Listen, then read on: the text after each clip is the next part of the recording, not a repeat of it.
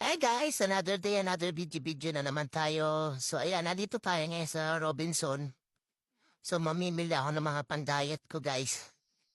Sabi nga nila mas magastos mag-diet. So ito yung ano ko, main purpose ko. Dito sa Robinson, bumili nito mga oatmeal. So ito yung paborito ko guys, yung oatmeal na ready to, ready to cook na. Lalagyan lang ng mainit na tubig. Tapos yung flavor is milk. Tapos ito yung almond na milk. Ito lang yung pwede sa akin. Kasi meron akong GERD. Tapos ito, bilang ko na rin yung anak ko nitong mga juice.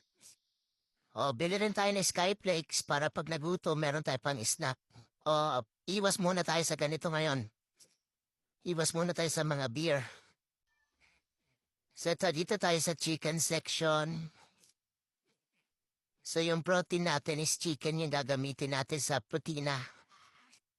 So ganun pa rin naman, kakain pa rin tayo ng ulam, pero yung substitute natin sa kanin is yung oatmeal na.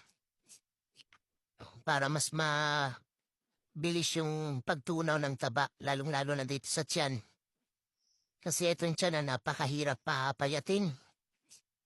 Yung tinatawag na beer belly. So kung papasin nyo, puro chicken yung kinuha ko. Tapos kumuha na rin ako ng tusino, hindi ko mapigilan eh. Paborito ko talaga tusino guys. So yung mga dilata naman.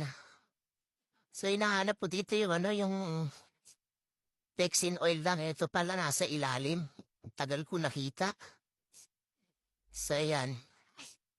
Masarap tong Pexin oil. Igisa mo lang dito sa cabbage.